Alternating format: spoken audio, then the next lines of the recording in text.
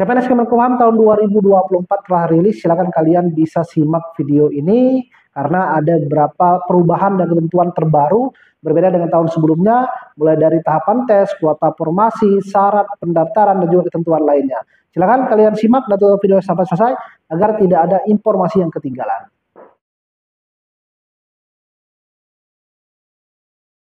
Assalamualaikum warahmatullahi wabarakatuh. Bertemu lagi dengan aku Mili Umri dan masih di channel Mr. Mili. Nah, yang akhirnya ditunggu-tunggu oleh para pelamar khususnya CPNS Kemenkumham tahun 2024 ini sudah rilis ya untuk surat edarannya, dan tentunya tahun ini surprise sekali bagi pelamar karena banyak perubahan, banyak ketentuan terbaru dan juga perubahan persyaratan dan juga beberapa formasi yang rilis ya, ataupun yang buka tahun kemarin tidak buka, tahun ini dibuka. Dan tentunya silakan kalian bisa simak panduan untuk mendaftar tes CPNS Kemenkumham ini agar kalian tidak salah dalam melakukan proses pendaftaran nantinya. Nah, sebelum itu, untuk teman-teman yang mungkin ingin download filenya langsung bisa ke laman csn.kemenkumham.go.id. Mulai dari persyaratannya ataupun surat lamarannya, kemudian surat pernyataannya. Nah, silakan kalian bisa download di laman csn.kemenkumham.go.id. Nah, atau kalian kalau ingin download file PDF terkait dengan formasi-formasi dari instansi lainnya, silakan kalian bisa klik link di bio Instagram saya ya. Ada satu link tree, kalian bisa download. Di sana saya sudah letakkan banyak sekali file instansi yang membuka formasi tahun 2024. Oke, langsung kita akan bahas untuk formasi CPNS Kemenkumham. Nah, ini sudah keluar ya surat resminya tentang pengadaan calon pegawai negeri sipil CPNS di lingkungan Kementerian Hukum dan Hak Asasi Manusia tahun anggaran 2024. Nah, poin A, untuk unit kerja yang mendapat alokasi kebutuhan itu ada 11 unit pusat. Unit pusat itu seperti contohnya misalnya Dirjen Pemasyarakatan, Dirjen Imigrasi ya, atau Biro Perencanaan, Biro Peraturan Perundang-undangan. Nah, itu adalah unit pusat. Sedangkan poin 2, 33 kantor wilayah Kementerian Hukum dan Hak Asasi Manusia itu artinya kanwil yang berada di masing-masing provinsi di seluruh Indonesia. Jadi satu provinsi itu ada satu kanwil. Ada yang masih menginduk ya, seperti Kaltara itu menginduk ke sebelah kanwilnya. Jadi untuk CPNS tahun ini dibuka untuk 11 unit pusat dan 33 kantor wilayah. Artinya seluruh Indonesia membuka. Poin C, kriteria pelamar. Nah, tahun ini dibuka untuk 2 jenis penerimaan. Yang pertama kebutuhan umum dan juga kebutuhan khusus ya. Untuk kebutuhan umum itu pelamar yang lulusan perguruan tinggi bisa D3, D4, S1 ya, S2 itu dibuka tahun ini. Dan juga yang dari SLTA seperti formasi CPNS penjaga tahanan dan juga pemeriksaan keimigrasian. Kemudian kebutuhan khusus ini ada 2 kriteria lagi. Yang pertama khusus untuk putra-putri Kalimantan. Nah, ini ada khusus kuota tersendiri. Kemudian ada kedua penyandang disabilitas. Yang pastinya penyandang disabilitas ini bukan formasi ijazah SLTA, tetapi formasi D3, S1 ya, itu ada alokasi khusus untuk kuota disabilitas. Nah, tahun ini berbeda dari tahun kemarin, tidak ada kuota khusus putra-putri Papua. Jadi yang ada dikhususkan untuk putra-putri Kalimantan. Kemudian untuk persyaratan, ya untuk persyaratan 1 ini sama ya, warga negara Indonesia. Kedua adalah usia. Nah, ini usia yang berubah tahun ini. Untuk tahun kemarin usianya sampai 35 itu hanya untuk sarjana. Tetapi tahun ini semua formasi baik itu D3, S1, S2, SLTA, baik formasi penjaga tahanan, pemeriksaan keimigrasian, seluruhnya itu sampai 35 tahun. Jadi tidak lagi sampai 28 tahun untuk formasi penjaga tahanan. Dari minimal 18 tahun sampai 35 tahun. Ini cukup perubahan yang sangat drastis ya. Kalau tahun-tahun sebelumnya 28 tahun formasi penjaga tahanannya, sekarang sampai 35 tahun. Nah, ini kesempatan besar untuk teman-teman semuanya yang umurnya mungkin sudah lewat 28 tahun. Kemudian tentunya yang ketiga, tidak pernah dipidana. Artinya tidak pernah kalian dipidana maksimal ya, maksimal pidana penjara 2 tahun atau lebih. Yang ketiga, yang keempat, tidak diberhentikan dari PNS, P3K, Polri atau TNI ya. Kemudian yang kelima, tidak berkedudukan sebagai calon CPNS, kemudian tentara, PNS ya, kemudian polisi. 6 tidak menjadi anggota partai politik. Jadi kalau kalian jadi anggota partai politik, silakan kalian keluar terlebih dahulu ya. Yang ketujuh, memiliki kualifikasi pendidikan sesuai dengan persyaratan. Artinya apa yang persyaratkan ijazahnya itu yang dilampirkan. Kalau ijazah disyaratkan D3, D3 perawat, ya harus D3 perawat. Kalau S1 perawat nggak bisa melamar. Kemudian kalau ijazah SLTA yang diminta, kemudian kalian walaupun sudah ada ijazah S1 tidak bisa menggunakan atau tidak bisa melamar menggunakan ijazah S1 karena syaratnya SLTA. Kalau mau ikut tetap gunakan ijazah SLTA sesuai dengan yang dipersyaratkan. Itu ya maksudnya. Kemudian yang ke-8 memiliki kompetensi dibuktikan sertifikat ini untuk profesi biasanya untuk D3 seperti kesehatan. 9 sehat jasmani, 10 bersedia ditempatkan di seluruh wilayah Indonesia. Kemudian yang ke-11 ini untuk surat bebas narkoba itu dibuat ketika sudah lolos nanti, jadi bukan menjadi persyaratan awal.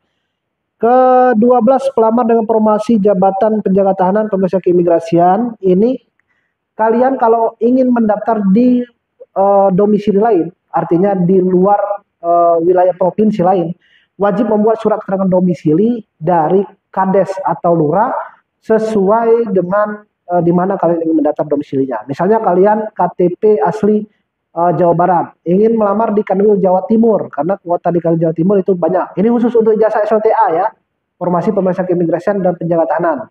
Nah, kalian buat surat keterangan domisili di wilayah Jawa Timur, entah itu di kantor desa di desa mana, di kelurahan mana, di seputar wilayah Jawa Timur. Karena kalian KTP-nya kan Jawa Barat. Nah, untuk surat keterangan domisili ini tidak berlaku untuk formasi D3, D4, S1, dan S2. Karena formasi tersebut merupakan kuotanya nasional, bukan kuota dibagi per kantor wilayah. Itu ya, paham ya? Kemudian untuk yang ke-13 ini cukup juga menyita perhatian karena berubah. Syarat tinggi badan untuk kualifikasi ijazah SLTA. Persyaratan tinggi badan ini hanya untuk formasi penjaga tahanan dan pemeriksaan keimigrasian. Sedangkan formasi D3, S1, S2 tidak ada syarat tinggi badan ya. Syarat tinggi badan hanya untuk formasi penjaga tahanan dan pemeriksaan keimigrasian. Tahun ini berubah, pria dari 165 cm menjadi 163 cm ya, turun 2 cm. Dan wanita juga turun 2 cm dari 160 cm minimalnya sekarang jadi 158 cm.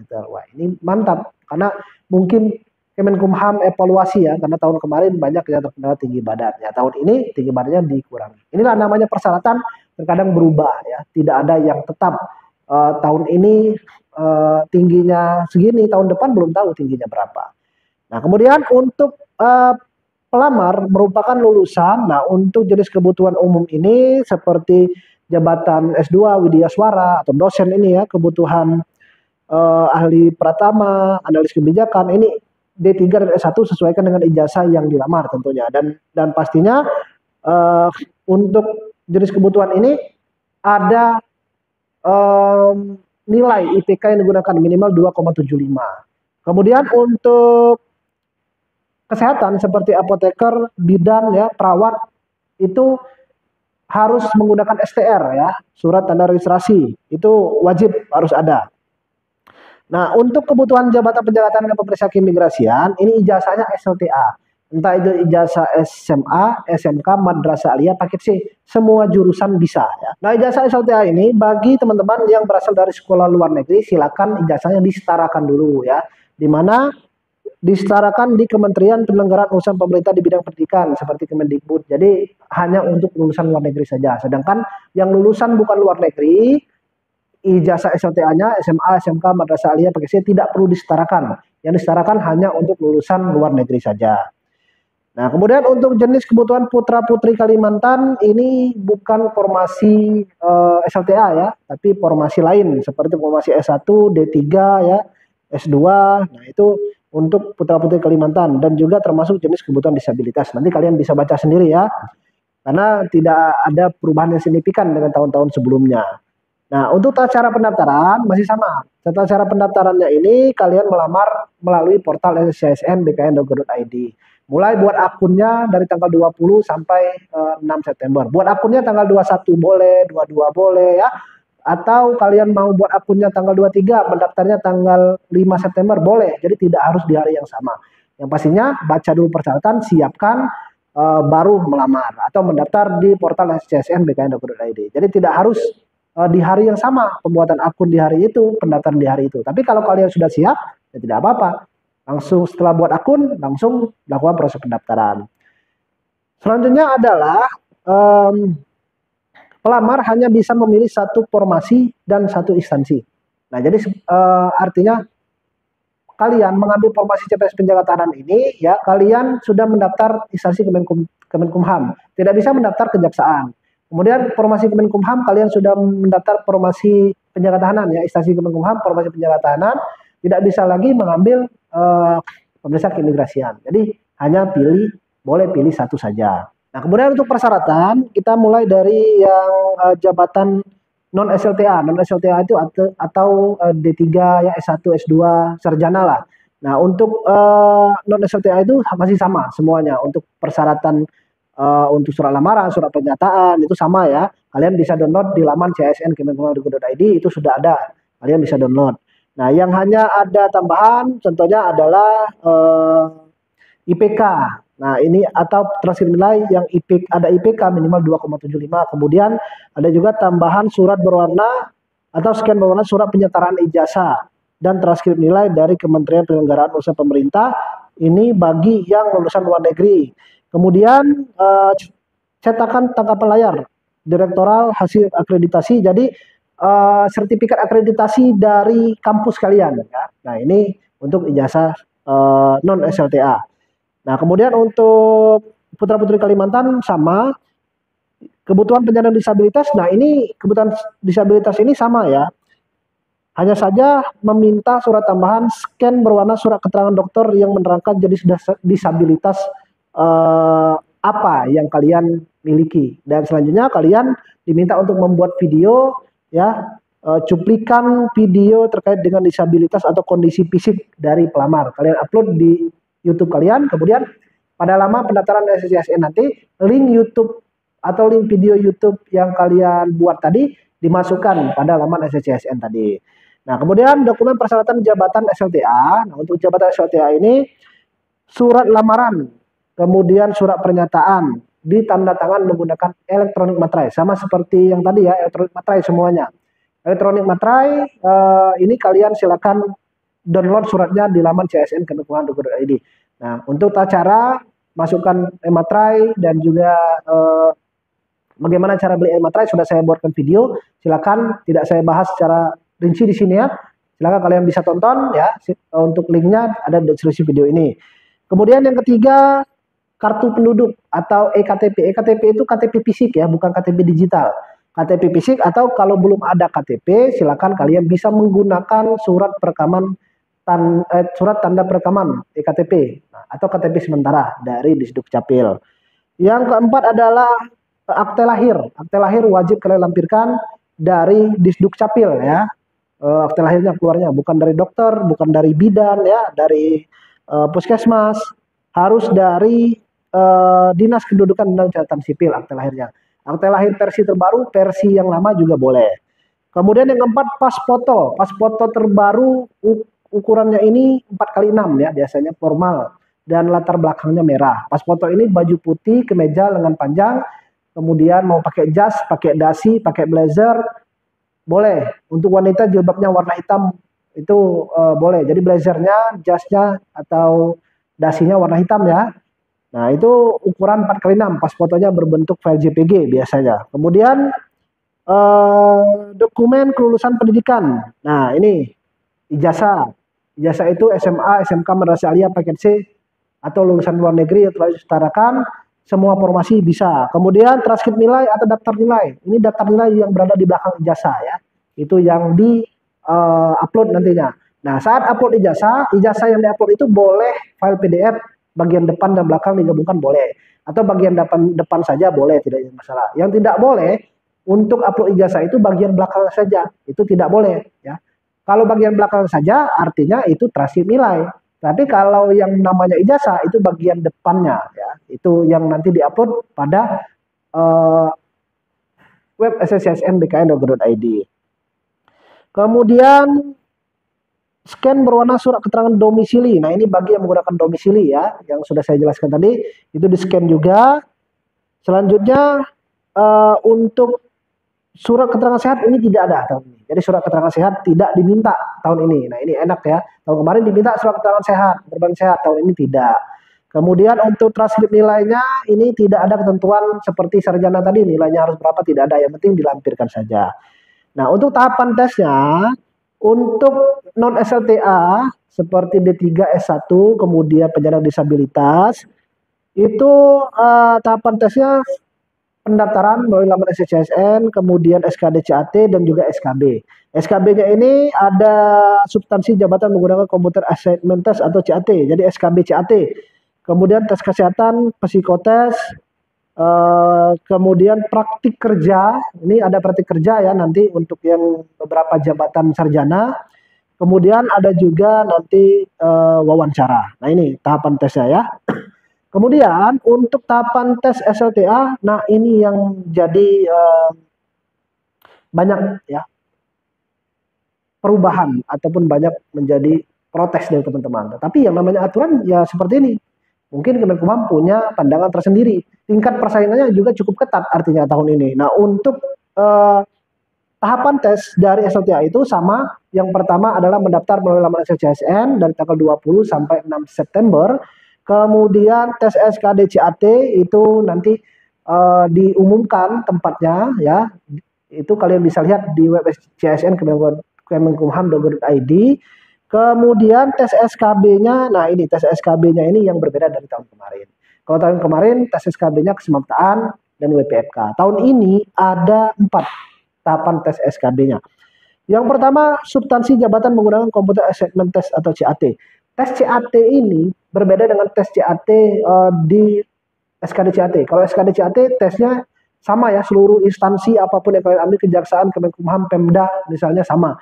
Tapi kalau dalam SKB ya, untuk substansi jabatan menggunakan tes CAT ini soal-soalnya berhubungan dengan soal dari Kemenkumham. Kalau kalian mendaftar formasi CPNS jabatan penjaga tahanan, ya kalian mungkin soal-soalnya tentang Kemenkumham, tentang tugas fungsi pemasyarakatan, tentang penjaga tahanan ya. Itu soal-soal seperti itu. Nanti tesnya SKD CAT lagi, tapi soalnya menjurusi tentang dari formasi yang dilamar. Kalau penjaga tahanan ya seputar penjaga tahanan, kemudian seputar Kemenkumham, seputar pemasyarakatan. Kalau pemeriksaan keimigrasian ya seputar imigrasi ya, seputar Kemenkumham juga nanti soalnya. Nah, itu ya, itu yang dimaksud dengan tes SKB CAT. Tapi untuk soalnya berapa ini belum ada ketentuannya. Ada passing grade-nya atau tidak, nilai minimal yang harus dicapai atau tidak, ini belum ada ketentuannya. Kalau ada nanti akan saya berikan informasi baik di Instagram saya atau saya buatkan video lanjutan. Kemudian tahapan kedua tes kesehatan, pengamatan fisik dan psikotes. Nah, ini baru ya. Tes kesehatan. Kalau pengamatan fisik tahun kemarin ada ya, tetap ada. Tetapi tahun ini ada tes kesehatan, pengamatan fisik dan psikotes bersifat menggugurkan. Nah, artinya kalau kalian tidak lolos ya untuk tahapan kesehatan, pengamatan fisik, psikotes ini, maka kalian tidak bisa melanjut ke tahapan berikutnya, tahapan kesemaptaan, wawancara, uji keterampilan. Artinya di SKB-nya masih ada sistem gugur. Nah, untuk sampai sejauh ini tes pengamatan fisik itu masih sama ya, tes kesehatan fisik masih sama. Yang dilihat fisik luarnya. Nah, untuk tes kesehatannya itu kita belum tahu tes kesehatan apa yang dicek nantinya. Tes kesehatan tahap 1 atau tahap 2-nya. Tapi kalau saya prediksi karena digabungkan dengan pengamatan fisik ya, tes kesehatannya itu sepertinya tes kesehatan tahap 1. Kalau dalam tahap 1 itu setidaknya ada beberapa tahapan tes kesehatan. Biasanya hanya fisik luar saja seperti pengukuran tinggi, berat badan, kemudian pemeriksaan gigi, kemudian THT, tensi darah ya. Kemudian pemeriksaan fisik luarnya seperti misalnya ada bekas operasi atau tidak, atau bentuk postur tubuh. Nah, tidak yang mendalam. Kalau misalnya mendalam itu masuk ke dalam tes fisik yang kedua. Nah ya, tapi untuk lebih jelasnya nanti kita tunggu rilis dari Kemenkumham. Biasanya akan ada. Kalau ada, nanti akan saya infokan lebih lanjut lagi. Nah, kemudian untuk tes psikotes ini baru psikotesnya. Jadi sepertinya untuk tahapan tesnya ini mau disamakan dengan yang namanya Poltekip ya, atau Poltekip, Poltekpin sekarang ya untuk tarunanya. Nah, psikotesnya ini banyak jenis tes psikotes. Ada tes psikotes yang tebak gambar, atau misalnya Pauline, atau misalnya eh, apa ya, warteg ya, atau misal penyocok gambar. Nah, itu banyak jenis psikotes, tapi saya belum dapat bocoran tes psikotes apa yang nanti akan diujikan ya. Biasanya kalau tes psikotes ini ya antara satu, dua, atau tiga jenis tes psikotes nanti akan ada soalnya. Nah, kemudian yang ketiga, tes kesemaptaan dan keterampilan. Nah, tes kesemaptaan keterampilan masih ada. Kesemaptaan masih sama, ada lari, push up, sit up, seteran, ya, chinning. Yang tidak ada hanya renang. Nah, kemudian keterampilan ini bebas. Kalian mau menampilkan apa? Tidak harus di bidang bela diri ya, atau misalnya silat atau PBB. Bisa bermain gitar, alat musik, dalam bidang keagamaan, kerohanian ya, atau dalam membawa acara ya, itu bisa ditampilkan pada tes keterampilan nanti. Nah, jadi tidak ada syaratnya mewajibkan, sekali lagi harus ada sertifikat ya, itu tidak ada. Harus ada sertifikat, itu tidak ada. Kalau ada sertifikat, silakan kalian bawa pada saat tes keterampilan nanti ya. Kemudian yang terakhir adalah tes wawancara. Nah, wawancara ini tetap masih ada wawancaranya, bersifat tidak menggugurkan. Jadi yang menggugurkan itu hanya pada tahapan tes kesehatan, pengamatan fisik, dan juga psikotesnya. Nah, ini ya perubahan dari tahun sebelumnya. Tapi saya yakin kalian siap apapun tahapan tes yang nanti akan kalian lalui. Ya, namanya ikut tes ya beginilah. Ada tahapan-tahapan yang harus kalian lakukan. Jadi jangan kalian patah semangat dulu, coba dulu, ikuti dulu ya. Karena keberuntungan dan nasib itu tidak ada yang tahu kecuali Tuhan kalian yang tahu. Tetapi kuncinya kalian harus mau persiapan dan mau mengikutinya. Kemudian untuk lokasi tes SKD CAT-nya ini bagi pelamar formasi sarjana ya atau D3. Nah, itu kalian bisa melamar atau memilih formasi lokasi ujian tes SKD CAT pada saat mendaftar nanti dalam SSCSN sesuai dengan provinsi yang kalian pilih atau provinsi terdekat. Tetapi kalau untuk kualifikasi ijazah SOTA, formasi penjagaan dan pemeriksaan keimigrasian, di mana kanwil kalian mendaftar, di situ tes CAT-nya. Jadi tidak bisa ke provinsi lain untuk tes SKD CAT-nya. Nah, itu ya. Kemudian untuk tanggalnya ini masih sama ya. Untuk rencana jadwal pelaksanaannya masih sama. Untuk SKD CAT itu akan dilaksanakan pada 16 Oktober, kemudian untuk SKB-nya akan dilaksanakan pada 20 November mulainya ya, untuk SKB-nya. Nah, ini beberapa kebutuhan ataupun jabatan atau formasi yang dibuka. Ada ahli pertama Widya Suara ya, itu S2, kemudian ahli pertama kurator keperdataan, perancang perundang-undangan, kemudian ada dokter, asisten apoteker, bidan, perawat ya. Nah, ini banyak. Silakan kalian bisa baca sendiri, download filenya. Dan terakhir ada pemeriksaan keimigrasian dan juga penjaga tahanan. Untuk pemeriksaan keimigrasian pria 1527, wanita 1509. Untuk penjaga tahanan pria 2927, wanita 1251 ya. Tetapi sampai sejauh ini alokasi per kanwilnya berapa itu seperti tahun kemarin memang belum rilis. Kalian silakan pantau website CSN Kemenkumham atau port atau sosial media dari kanwil masing-masing ya. Kanwil Kemenkumham Jabar, silakan kalian ikuti. Nanti akan dirilis berapa kuota formasi di wilayahnya untuk formasi penjaga tahanan dan juga pemeriksa keimigrasian ini ya. Nah, itu informasi yang dapat saya sampaikan di video kali ini. Nantikan video berikutnya, termasuk juga untuk panduan surat lamaran, surat pernyataan nanti akan saya buatkan. Jadi silakan kalian bisa persiapan, dan kalau ada perubahan nanti atau informasi yang terbaru akan saya sampaikan di video-video berikutnya. Semangat persiapan, dan jangan lupa kalau ingin kalian mengikuti bimbingan belajar, kelas masih dibuka, dan silakan kalian bisa ikuti kelas bimbingan belajar dengan klik link deskripsi video ini atau bisa DM ke Instagram saya dari Umbaye. Dan saya akhiri, wassalamualaikum warahmatullahi wabarakatuh.